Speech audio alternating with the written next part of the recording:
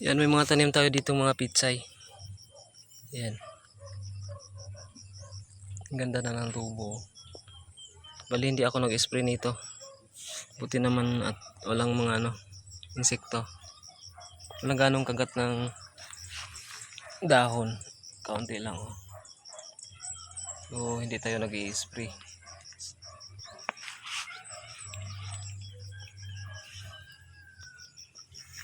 Mayroon pa tayo dito.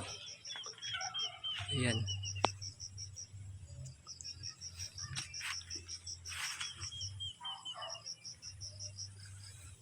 So, pwede na natin tong kuhaan ng panggulay, yung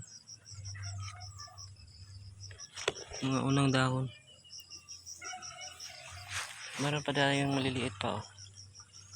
Ayan.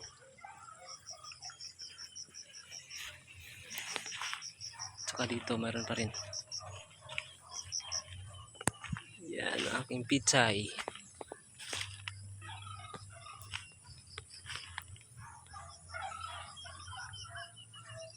So dito lang yan sa aking paligid, yung mga garden natin.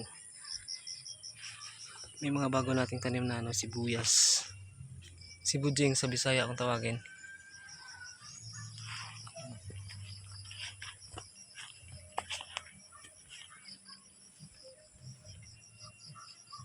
So meron din tayong dansalan. Dansalan ba tawag nito sa Tagalog?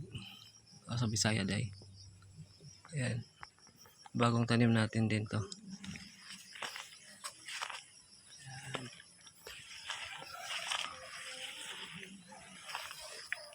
Ayan yung mga tanim-tanim natin dito sa bakuran.